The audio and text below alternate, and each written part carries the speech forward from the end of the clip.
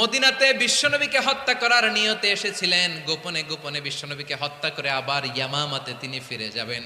কিন্তু কি অবাক করা কাণ্ড, হত্যা করতে পারে নাই, সাহাবাদের হাতে তিনি ধরা পড়ে গেলেন। ধরে মসজিদে নববীর পিলারের মধ্যে বেঁধে রাখলেন। বিষ্ণু ইসলাম সাহাবাদেরকে বললেন তার খোঁজ খবর নিও। সাহাবার বলেন, ইয়া রাসূলুল্লাহ, আপনাকে হত্যা করতে এসেছে, তার তো কঠিন ক্যাপিটাল পানিশমেন্ট হওয়া দরকার, কঠিন শাস্তি হওয়া দরকার। বিষ্ণু বললেন, না, আমি যেটা জানি তোমরা সেটা জানো না।